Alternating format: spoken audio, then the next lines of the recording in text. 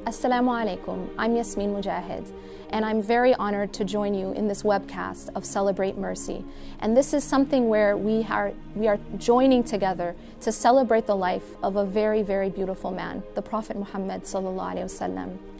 The part of his life that I want to talk about is a part that was actually very, very difficult on the Prophet sallallahu alaihi wasallam, one of the hardest periods in his life.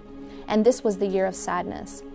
During his life and the beginning part of his revelation, of his mission, he had a very, very difficult task. And yet he had the support of two people in his life who were one of his greatest supports. And that was his uncle Abu Talib and his wife Khadija radiallahu anha. What happened during the year of sadness, in the 10th year of the mission, is both of them died in the same year.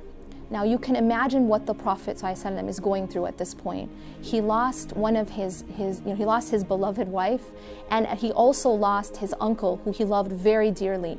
But he also lost a protection because the Quraysh were trying to attack the Prophet ﷺ, and one of the things that was barring them was the protection of Abu Talib. Now during this time, he decided to go to Ta'if, and when he went to Ta'if, the persecution increased and it continued, and the people actually lined up children and others and threw things at him, and even threw stones to such an extent that he was wounded and bleeding, and he was thrown out of the city in this type of humiliating way. Now you can imagine what he was going through at this point. And he went and he sat under the tree and he made a very powerful dua. And there's one aspect of that dua that I want to focus on. And this is the part of the dua where he says, إِن لَمْ تَكُمْ بِكَ غَضَبٌ عَلَيَّ فَلَا أُبَالِي.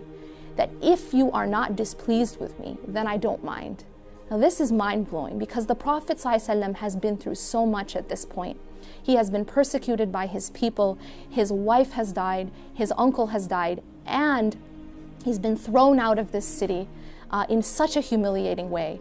And yet his number one concern is the displeasure of Allah subhanahu wa ta'ala. And he says that as long as Allah is not displeased with him, that he doesn't mind all the rest that happened to him.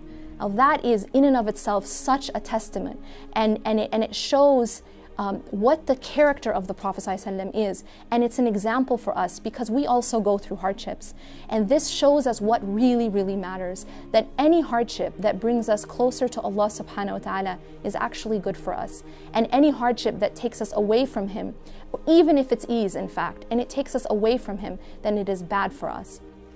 Now you'll notice too that Allah subhanahu wa ta'ala after this period of time does something miraculous. Allah takes the Prophet sallallahu alaihi wasallam up to the heavens, to a place where no other human being has ever been.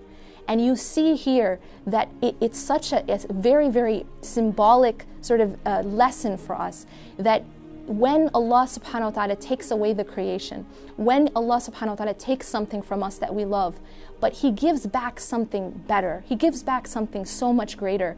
And in this case, it is that nearness to Allah subhanahu wa ta'ala. Now, none of us are going to go up into the heavens in this life, and yet we can experience that spiritual nearness. And when Allah takes away something of the creation that we love, but He gives us His nearness, then nothing else matters. If you are not displeased with us, O Allah, then I don't mind. This is the lesson, and this is the attitude that we should take, and this is the inspiration that we can get from the Prophet sallallahu alaihi wasallam. أقول قولي هذا واستغفر الله لي ولكم إنه غفور رحيم والسلام عليكم ورحمة الله وبركاته.